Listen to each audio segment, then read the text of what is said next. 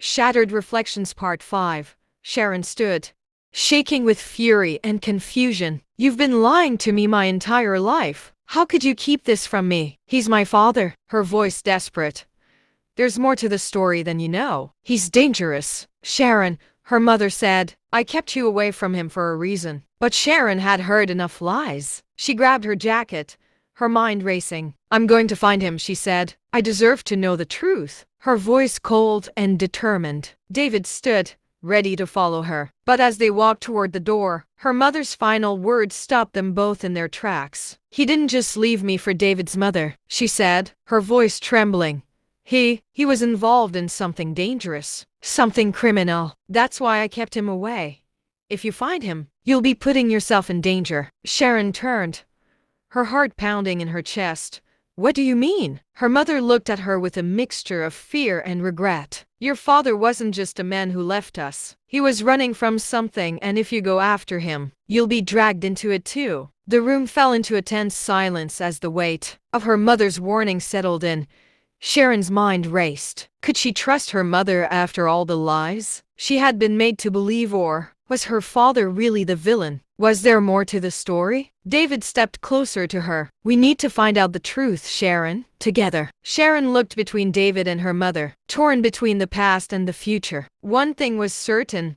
Whatever lay ahead, it was darker and more dangerous than she had ever imagined. And there was no turning back. Sharon's heart pounded as she drove down the winding country road. David sat in the passenger seat, staring out the window, his mind clearly as tangled as hers. Her mother's warning echoed in her head.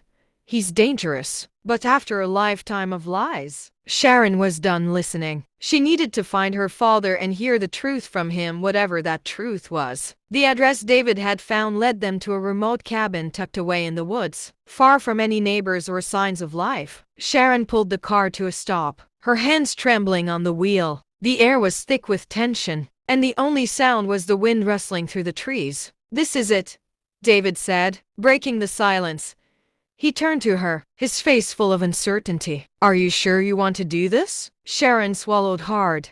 I have to. Together, they walked up to the front door, their footsteps crunching on the gravel. Sharon's hand hovered over the door for a moment before she knocked. The sound echoed, hollow and sharp in the stillness. Seconds felt like hours as they waited. Finally, the door creaked open. Standing before them was a man Sharon recognized instantly.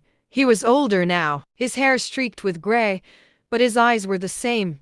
Her father. For a long moment, he just stared at her, his expression unreadable. Then, in a voice heavy with emotion, he said, Sharon? Want Part 6, like and follow.